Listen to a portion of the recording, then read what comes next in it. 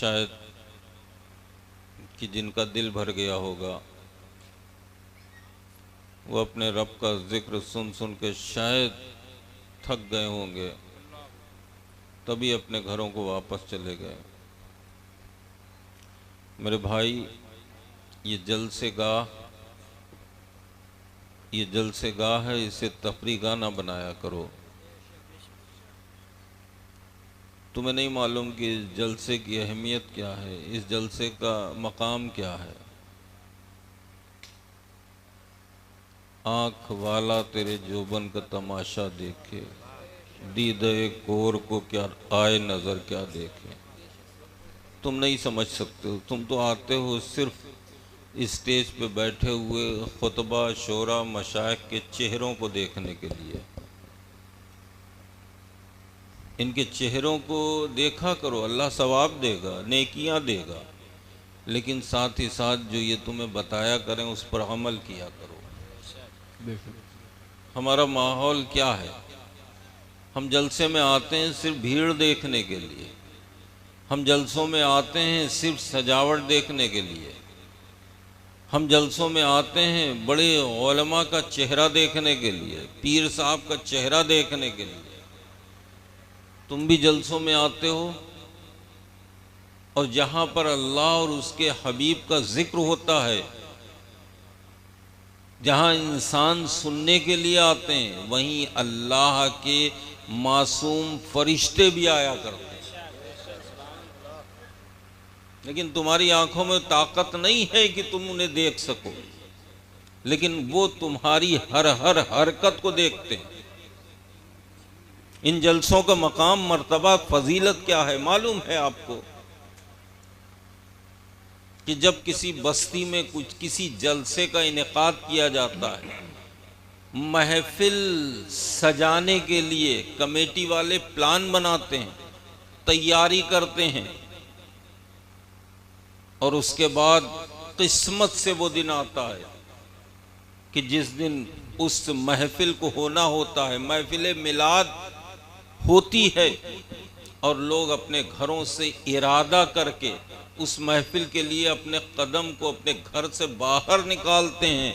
अल्लाह फरिश्तों को हुक्म देता है, अरे फरिश्तों, हाथ में एक रजिस्टर लो, एक कलम लो, और ये मेरा बंदा मेरा और मेरे हबीब का जिक्र सुनने के लिए जा रहा है, फलां बस्ती में, फलां मोहल्ले में, फलां गांव में।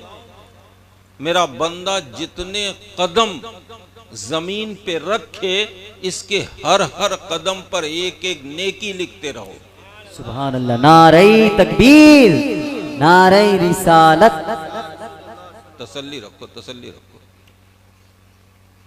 समझ रहे हैं आप इस महफिल की अजमत, फजीलत, बुजुर्गी क्या है? आपको मालूम है कि अभी आप महफिल पाक में आए नहीं हैं, सिर्फ आपने नियत की है कि आज हम अपने रब का जिक्र सुनेंगे, आज हम अपने नबी का जिक्र सुनेंगे, सुभान अल्लाह अल्हम्दुलिल्लाह की तकरार करेंगे। आपने घर से बाहर कदम निकाला, फरिश्तों ने अपना काम शुरू कर दिया, आपके हर हर कदम पर एक एक नेकी लिखते रहे। लेकिन जब वो बंदा सिसौरा से चल के, किरियारा से चल के, मोहम्मदी से चल के, दूसरे गांव से चल के इस किरियारी तक पहुंचा, और पहुंचने के बाद जैसे ही इस पिंडाल के अंदर आया, उसकी नजर स्टेज पर पड़ी, उसके कान में उलमा की आवाज पहुंची। अल्लाह ने फरिश्ते को हुक्म दिया है, फरिश्ते अपने कलम को रोक दे। फरिश्ता हैरत में पड़ जाता है, अर्ज करता है, परवरदिगारा, जिस महफिल के लिए घर से चला था, महफिल में पहुंचने तक तूने इसे एक एक कदम पर एक एक नेकी अता की, अब तो ये आ गया है उस मुबारक महफिल में, तेरा और तेरे हबीब का जिक्र सुनने लगा है, उलमा के चेहरों को देखने लगा। कौन उलमा? वो उलमा जो नाइबे रसूल हैं, उनके चेहरों को देखने लगा है। तूने मेरे कलम को क्यों रोक दिया? अब तो और ज्यादा दो नेकी मुझे लिखना चाहिए। अल्लाह तबारक व तआला इरशाद फरमाता है, ऐ फरिश्ते, अभी ये महफिल में पहुंचा ना था, सिर्फ इसने नियत की थी, अपने कदम को बढ़ाया था, तो मैं इसके एक एक कदम पर इसे एक एक नेकी दे रहा था। अब ये उस महफिल में आ गया है जिस महफिल पर मेरे मासूम फरिश्ते अपने परों का साया किए हुए हैं। तो अब इसे एक एक नेकी देने की जरूरत नहीं, बल्कि जमीन से आसमान तक जितनी खाली जगह है सब इसकी नेकियों से भर दो। यह है इस महफिल का मर्तबा, यह है इस महफिल का मकाम। दूसरे मकाम पे एक मरतबा हजरत सुलेमान अला नबीना अपने रब की बारगाह में अर्ज करते हैं, हबीबी अल्लाह तबारक व तआला की बारगाह में अर्ज करते हैं, परवरदिगारा, वो जो मीज़ान है उसके जो पलड़े होंगे जिन पर लोगों के आमाल तोले जाएंगे, जिस पर फारूक आज़म के आमाल तोले जाएंगे, उस पलड़े की वुसअत क्या है, लंबाई चौड़ाई क्या है। अल्लाह तबारक व तआला ने इरशाद फरमाया कि ऐ सुलेमान, जिस तराजू पर लोगों के आमाल तोले जाएंगे उस तराजू के पलड़े की वुसअत जानना चाहते हो तो सुनो, जमीन के 7 तबक, जमीन के कितने तबक हैं? 7 तबक। उन 7 तबक को इस तरह आपस में मिला दिया जाए, ऐसे नहीं बल्कि ऐसे मिला दिया जाए। और जमीन की लंबाई चौड़ाई तो आप जानते हैं, जमीन के 7 तबक, आसमान के 7 तबक सब आपस में जोड़ दिए जाएं और इसे उठाकर अगर तराजू के एक पलड़े पे रख दिया जाए तो ऐसा लगेगा कि बड़े से मैदान में एक अंगूठी पड़ी है। अल्लाह अल्लाह। हजरत सुलेमान अला नबीना अपने रब की बारगाह में अर्ज करते हैं, परवरदिगारा, तेरा ऐसा कौन सा बंदा होगा जिसकी नेकियों से तराजू का पलड़ा भर सकेगा। अल्लाह तबारक व तआला ने इरशाद फरमाया, सुलेमान, तूने तराजू के पलड़े की वुसअत तो जान ली, शायद तुझे अपने रब की रहमत की वुसअत का अंदाजा नहीं कि जब कोई बंदा महफिले मिलाद में, जहां पर मेरा और मेरे हबीब का जिक्र हो रहा हो, उस महफिले पाक में बैठकर अगर दिल से एक मर्तबा भी सुभान अल्लाह कह देगा तो मैं उस तराजू के पलड़े को भर दूंगा। सुभान अल्लाह, सुभान अल्लाह। यह है इस महफिल की फजीलत, यह है इस महफिल की बुजुर्गी। लेकिन क्या हमारा माहौल है कि जितने, जब मैं आया था क्या इतने ही लोग थे इस महफिल में? बहुत थे। ये सब कहाँ चले गए? ये सब अपने अपने घरों को चले गए। ये नर्म गुदाज बिस्तर पे सोकर अपनी नींद पूरी करने लगे। इन्हें मालूम नहीं शायद कि उन्हें जो सांसें मिली हैं इसी महीने के सदक़े में मिली। सुभान अल्लाह। ये कौन सा महीना? मैंने गुफ्तगू का मौजू बनाया जिस आयत करीमा को कि अल्लाह तबारक व तआला कुरान मजीद में इरशाद फरमाता, वाम्मा बिनिअमति रब्बिका फहद्दिस, अपने रब की नेमतों का खूब खूब चर्चा करो। सुभान अल्लाह। अब कर रब की नेमतें कितनी हैं? रब की नेमतों का कोई शुमार ही नहीं। और रब की सबसे बड़ी नेमत ये रबीउन नूर शरीफ है। और रबीउन नूर शरीफ की वो 12 तारीख है जिस तारीख में मेरे और कुल कायनात के मरकज़े अकीदत, नबियों के सरदार, आखिरी नबी, शाफ़िए महशर जनाब अहमद मुश्तबा मोहम्मद मुस्तफ़ा सल्लल्लाहु ताला अलैहि वसल्लम इस खाकदाने गीती पे बज़ाहिर दुनिया में तशरीफ लाए। तो इससे बड़ी नेमत और क्या हो सकती दुनिया वालों के? मैं देख रहा हूँ तो मर्द तो काफ़ी आए गए, टहले, इधर गए उधर गए, लेकिन जैसा कि मैं महसूस कर रहा हूँ कि औरतें भी कसीर तादाद में हैं और वो जहाँ पर बैठी थी वहीं पे बैठी हैं। इन्हें बैठना भी चाहिए, इन्हें अपने नबी का जिक्र सुनना भी चाहिए, इसलिए कि मेरे आका की आमद से पहले इनकी क्या पोजीशन थी, क्या वैल्यू थी, क्या हाल था।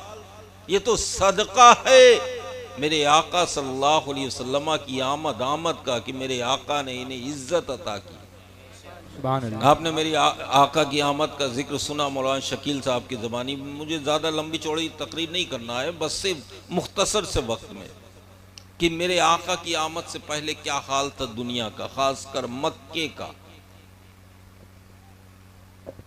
जहालत की हवाएं चल रही थी, अल्लाह अकबर। एक कबीला दूसरे कबीले के खून का प्यासा था, भाई भाई में जरा सी बात पे कत्ल हो जाया करता था। ये औरतें,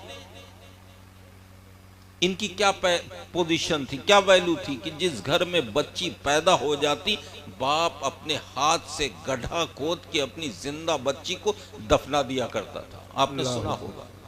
भाई, जिस घर में बेटी पैदा हो जाती, भाई कई रोज तक शर्म के मारे घर से बाहर अपना चेहरा नहीं दिखाता था। लोगों बैठ जाए आप, चेहरा नहीं दिखाता था। लड़की को, औरत को मनहूस समझा जाता था।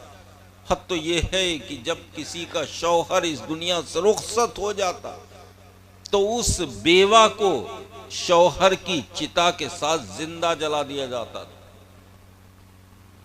अल्लाह अकबर। ये पोजीशन थी मेरे आका सल्लल्लाहु अलैहि वसल्लम की आमद से पहले। लेकिन मेरे आका का करम, खासकर इन औरतों के ऊपर कितनी इज्जत दी है मेरे आका ने। अगर वक्त होता तो उस पर गुफ्तगू होती। मेरे आका ने बच्चियों को लेकर इरशाद फरमाया, ऐ मेरे गुलामों, ऐ मेरे जानिसारों, ऐ मेरे सहाबा, अगर तुम में से किसी को अल्लाह ने 1, 2, 3, 4 बेटियां दी और उसने अच्छे से परवरिश करके उनकी अच्छी जगह शादी कर दी तो उसके लिए जन्नत वाजिब हो गई। सुभान अल्लाह, सुभान अल्लाह। जरा गौर करो मुसलमानों, उस महफिल में वो लोग भी बैठे थे जिन्होंने अब गड्ढा खोद के अपने हाथ से अपनी जिंदा बच्चियों को दफनाया था। वो लोग भी थे जिन्होंने अपनी बच्चियों के गलों को मरोड़ा था, खत्म किया था, अपनी बच्चियों को मारा था अपने हाथ से। वो भी उस महफिल पाक में बैठे थे। ऐसे ही मेरे आका ने ये इरशाद फरमाया, वैसे ही सहाबा ने अपने हाथों को अपने रब की बारगाह में बुलंद करके दुआएं की, परवरदिगारा मुझे भी एक बेटी अता कर दे। सुभान अल्लाह, सुभान। कहाँ लोग बेटियों को मनहूस समझते हैं, हाय हाय हाय। वही लोग अब दुआएं कर रहे हैं, परवरदिगारा मुझे भी बेटी अता कर दे। सुभान करम है मेरे आका मुस्तफ़ा करीम का। वैसे तो जर्रे जर्रे चप्पे चप्पे पे करम है, लेकिन खास जो करम है वो इन औरतों के ऊपर, सुभान अल्लाह। कि जिन औरतों को शौहर के मरने के बाद उसकी चिता के साथ जिंदा जला दिया जाता था। मेरे आका मुस्तफ़ा करीम इरशाद फरमाते हैं, लोगों तुम में से किसी की ख्वाहिश है, तमन्ना है, आरजू है कि जन्नत में मिले मेरे महल के बराबर अपना घर बनाए? साहबा तड़प गए, अर्ज की हबीबी या रसूलल्लाह, ये चाहत किसकी नहीं होगी कि जन्नत में आपका पड़ोस नसीब हो? मेरे आका ने फरमाया, अपनी बीवियों के साथ हुस्ने सुलूक से पेश आया करो। ये औरत आजकल वही माहौल में देख रहा हूं फिर पलट के आ रहा है। लोग अपनी माँ को, अपने बाप को सताते हैं, उसे बोझ समझते हैं। मेरे भाइयों, अगर नबी से मोहब्बत है तो नबी के किरदार से मोहब्बत करो। जो नबी ने तुम्हें तरीका बताया है उससे मोहब्बत करो, जो नबी की सुन्नतें उनसे मोहब्बत करो। ये महफिलें क्यों सजाई जाती हैं आजकल? ये महफिलें सजाना आजकल मैं ये मानता हूं कि कोई फायदा नहीं होता। उसकी वजह है कि आप लोग आते जरूर हैं महफिल में, कसरत से आते हैं, लेकिन सुनने नहीं, सिर्फ देखने आते हैं या मचल मचल के नारे लगाने आते हैं। बहुत नारे लगा लिए आपने, बहुत नारे लगा लिए, आपसे ज्यादा नारे कोई नहीं लगाता। अब नारे थोड़ा कम करो और अमल की दुनिया में कदम रखो कि जो उलमा तुम्हें बताएं उस पर अमल करो। कितने जलसे होते हैं, कितनी कॉन्फ्रेंसें होती हैं, लेकिन हमारे अंदर बजाय सुधार आने के और हम बिगड़ते जा रहे हैं दिन पे दिन। उसकी वजह यह है कि हम सुनना नहीं पसंद करते हैं।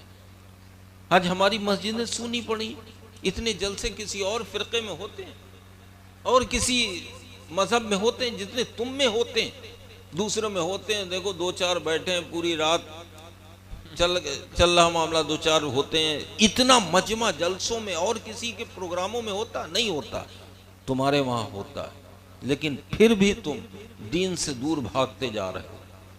को जो चीजें हमारे असलाफ में थी, हमारे बुजुर्गों में थी, वो हमसे दूर हो रही हैं। उसकी वजह क्या है मेरे भाई? उसकी वजह यही है कि हम जलसों में आते हैं सिर्फ देखने के लिए कि कितनी भीड़ आई है, कौन कौन आया है, कैसी लाइट लगी है, कैसा माइक है, क्या इंतजाम है। और अगर कहीं लंगर का इंतज़ाम है तो सुभान अल्लाह, आए जल्दी जल्दी लंगर उड़ाया, अपने घर को वापस चले गए। मेरे भाई खुदा की कसम अपने आप को बदल दो, इसलिए कि अभी तुम्हारे पास वक्त है, अभी वक्त है, थोड़ा सा बचा, काफ़ी वक्त तुमने निकाल दिया। यही वजह है कि आज तुम्हें दुनिया जलील कर रही है, हिकारत और नफरत की नज़र से तुम देखे जा रहे हो। तुम्हारी क्या पोजीशन है तुम्हें मालूम है? नहीं मालूम है। आज तुम सर उठा के चलने के लायक नहीं हो। आज तुम्हारी कोई सुनने वाला नहीं। उसकी वजह क्या है? उसकी वजह यही है कि तुमने अपने असलाफ के तरीके को छोड़ दिया।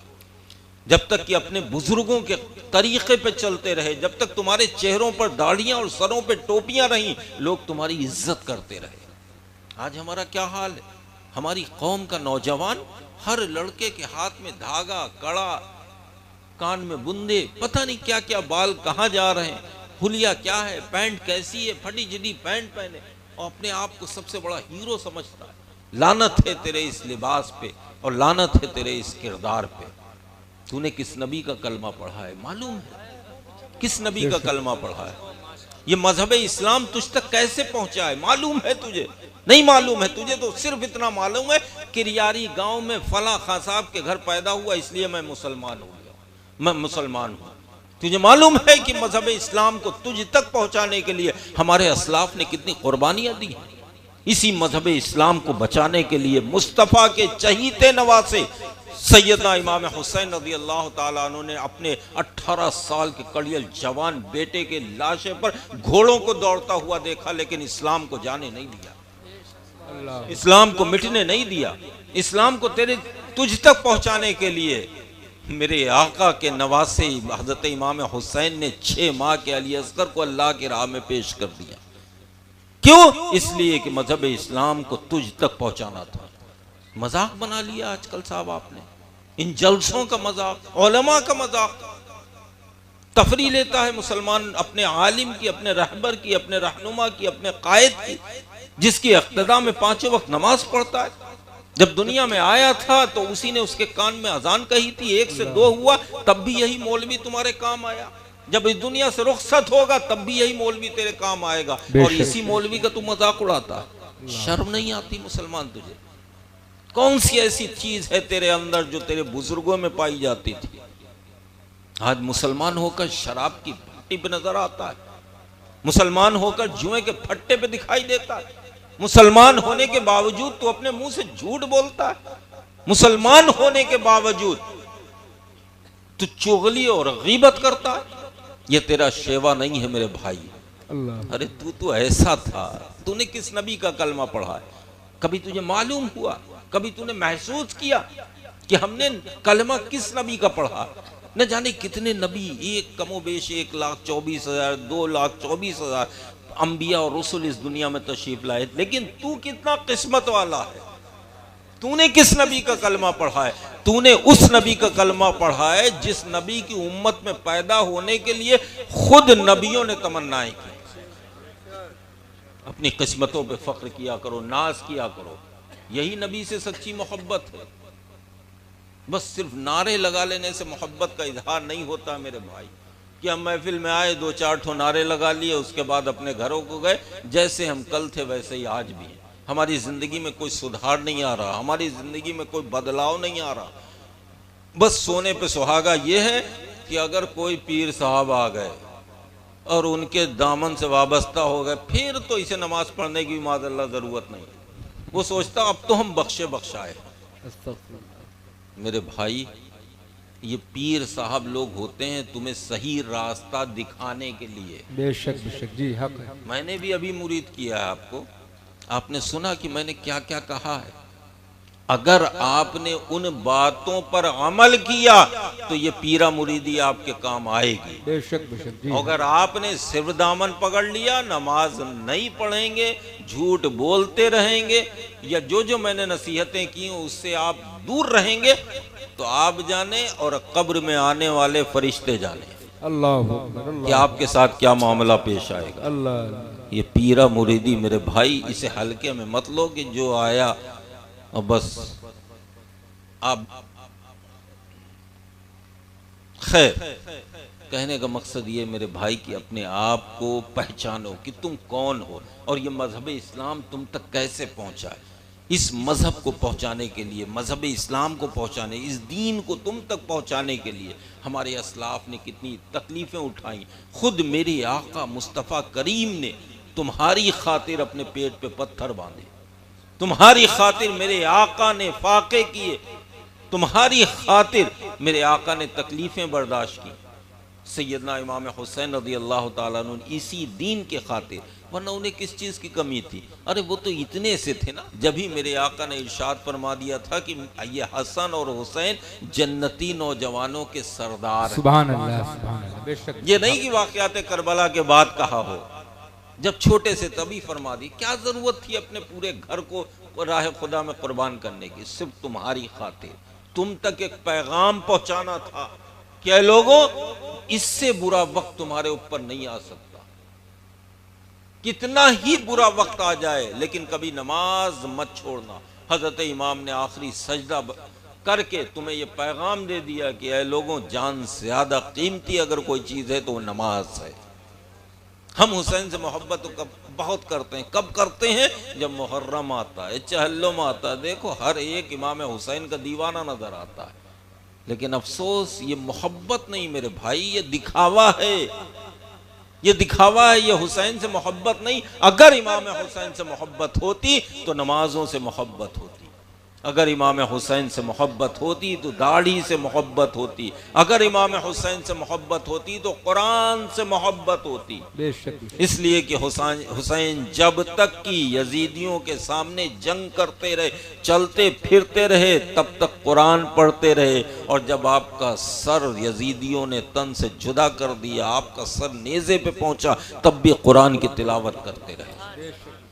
हम हुसैन से मोहब्बत करते हैं, लेकिन कुरान को हमने ताक पे अपने महफूज रख दिया है, एक ऊंची अच्छी जगह पे, हम उसे पढ़ते नहीं। कैसी मोहब्बत है?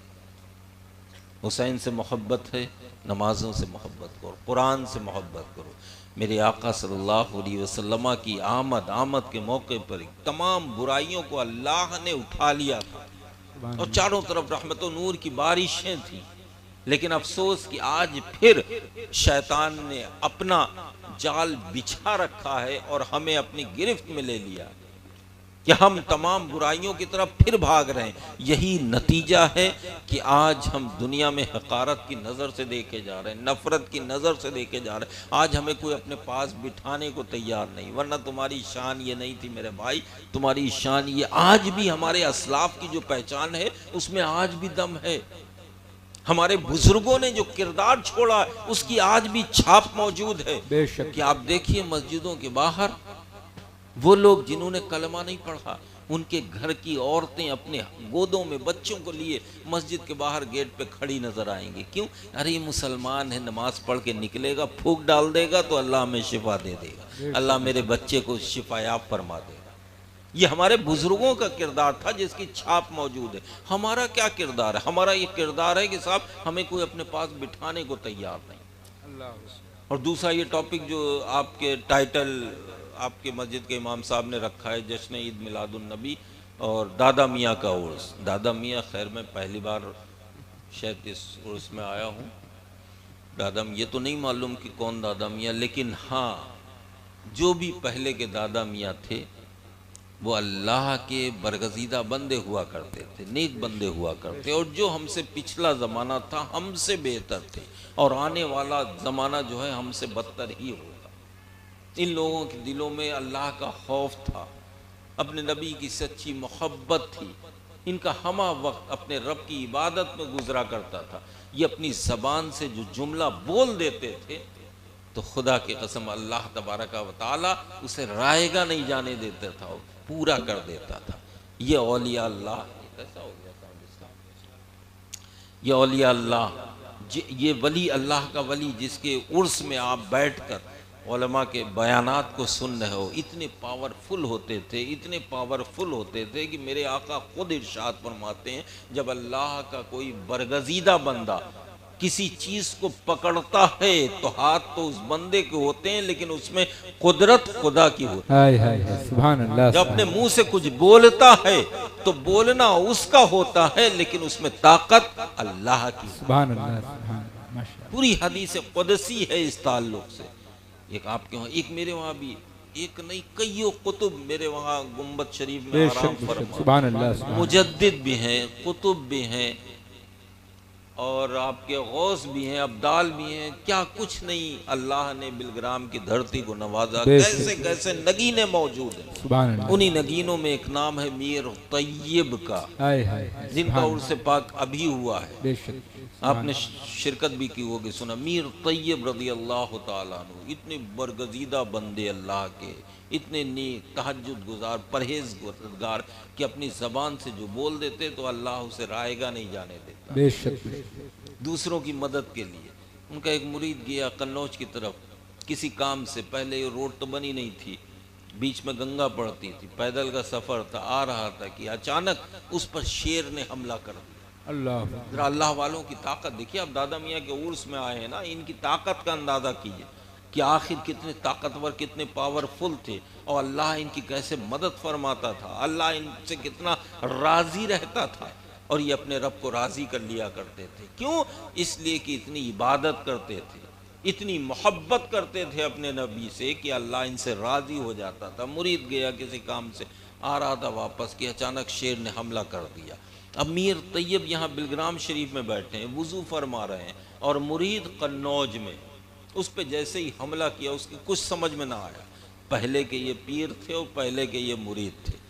आज के मुरीदों से पीरों को सिर्फ यही मतलब है कि बस हमारे घर का खर्चा चल जाए, हमें मोटा सा नजराना मिल जाए, यही पीर साहब की सोच है। और मुरीद साहब की ये सोच है कि बस हम किसी अच्छे पीर से मुरीद हो जाएं ताकि हमें नमाज और तमाम उससे जो है बच जाएं, हम दुनिया की ऐश करें, पीर साहब के सर अपना जिम्मेदारियां डाल दें। मेरे भाई इस भूल में मत रहना है, धोखे में हो तुम। ये तुम्हारा पीरा मुरीदी कब्र में तीसरे सवाल पे काम आएगी। अल्लाह। ये अकीदे के ताल्लुक से है। बेशक। पहला सवाल तेरा रब कौन है, मन रब्बु का, दूसरा मा दीनु का, बआसानी सब जवाब दे देंगे। वहाबी दयाबना जितने हैं सब यही कहते हैं मेरा रब अल्लाह है, मेरा दीन इस्लाम है। लेकिन तीसरा सवाल जब पूछेंगे फरिश्ते, वहाँ पे वो फंस जाएंगे जो माज़ल्लाह नबी को अपने जैसा बशर कहते हैं।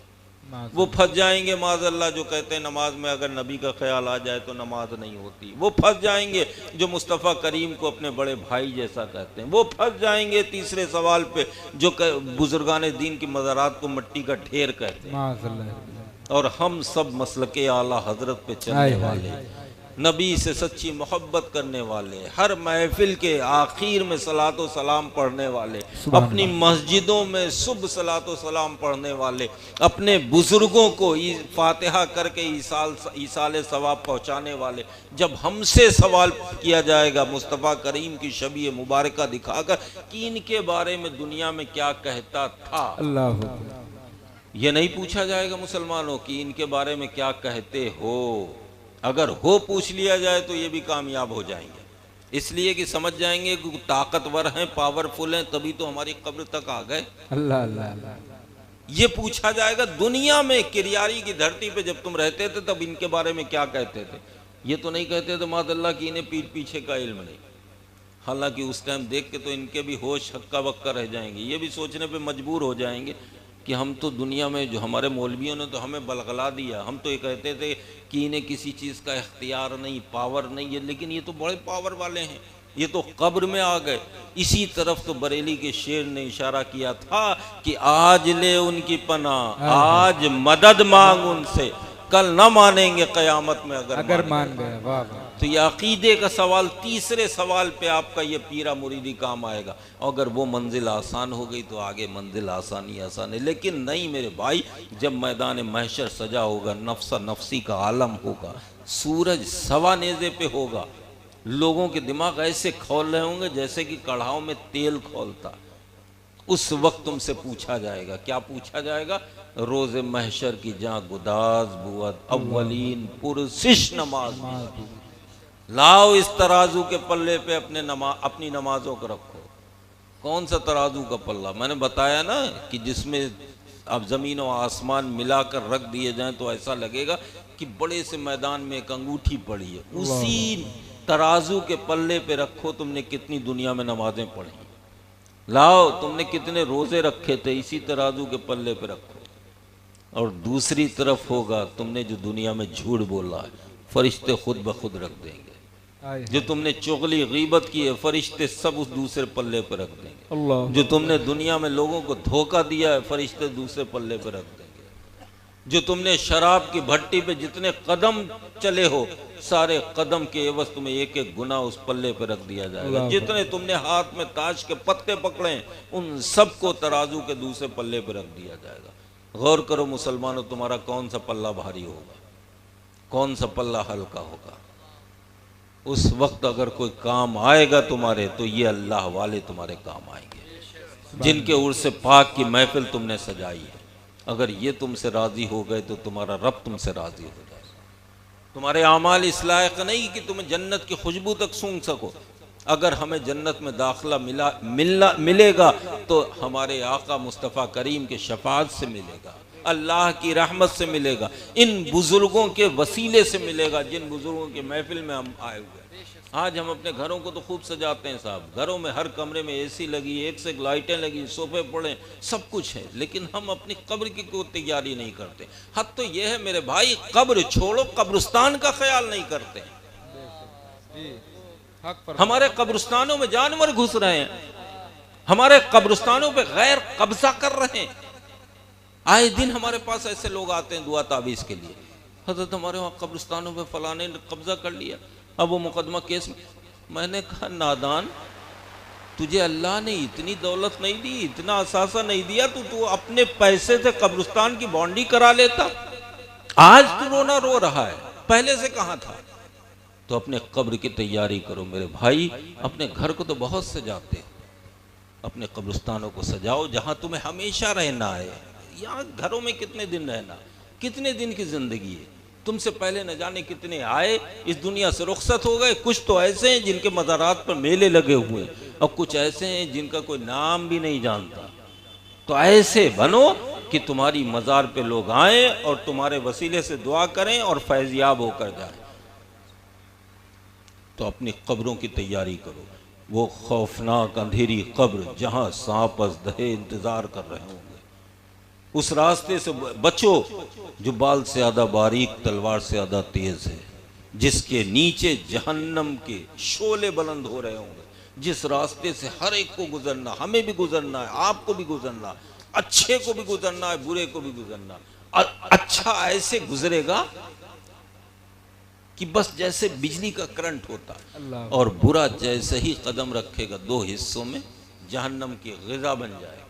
तो हमें जहन्नम की ग़िज़ा नहीं बनना है, हमें तो बस वैसे ही गुजरना है कि पुल से गुजारो राह, गुजर को खबर ना हो, जिब्राइल पर बिछाएं तो पर को खबर ना हो। लेकिन उसके लिए हमें अपने रब को राज़ी करना होगा। इन औलिया अल्लाह बुजुर्गान दीन की जो महफिलों में हम जो इनकी बारगाहों में आए हैं, आपने देखा इन दादा मियाँ को, देखा होगा। बहुत से लोग ऐसे होंगे जिन्होंने उनके दादा मियाँ के साथ बैठ के चाय नाश्ता किया होगा, खाना खाया होगा। क्यों मौलाना शमसुल साहब, मौलाना शमसुल साहब निकल लिए क्या? दादा मियाँ को देखा आपने?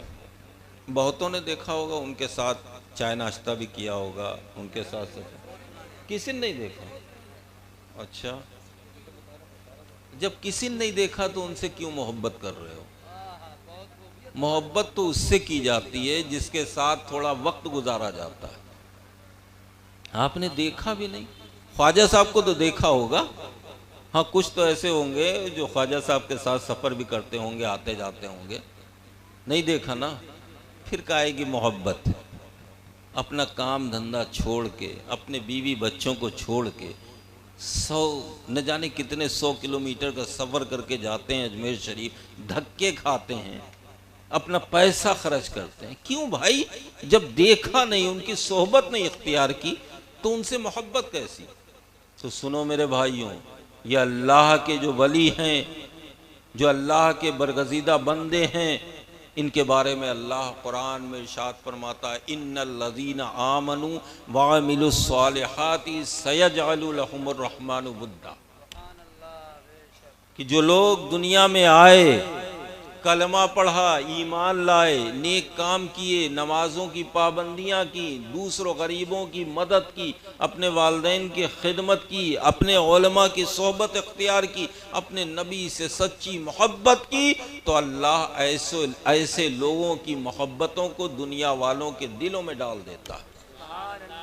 सुभान अल्लाह। वरना आज का क्या माहौल है, जिसके साथ आपने जिंदगी गुजारी, आपका बाप जिसने आपको पैदा किया, जिसने खून पसीने की कमाई आपको खिलाकर इतना बड़ा किया, वो माँ जिसने अपना खून आपको दूध की शक्ल में पिलाया, उसके मरने के बाद 2-4 साल, बहुत से तो ऐसे हैं जो 1 साल में ही अपने माँ बाप को भूल जाते हैं। आपको अपने दादा की फिक्र नहीं, उनसे कोई मोहब्बत नहीं, परदादा को जानते नहीं, नाना से मोहब्बत नहीं, ख्वाजा साहब 800 बरस पहले के बुजुर्ग, आप उनकी मोहब्बत में रुपया भी खर्च कर रहे हैं, अपना वक्त भी खर्च कर रहे हैं, अगर ज़रूरत पड़े तो अपनी जान भी कुर्बान कर सकते हैं। उसकी वजह क्या है? हम मोहब्बत नहीं करते, अल्लाह मोहब्बत करवा रहा है। अल्लाह ने हमारे दिलों में मोहब्बत डाल दी। दादा मियाँ को मैंने देखा नहीं, आपने देखा नहीं, फिर भी उनकी मोहब्बत में बैठे अपनी नींद को कुर्बान कर रहे हैं। अल्लाह रब्बुल इज़्ज़त की बारगाह में अरीज़ा दुआ है कि परवरदिगारा इन्हीं दादा मियाँ के नक्श कदम पर आपको चलने की तौफीक अता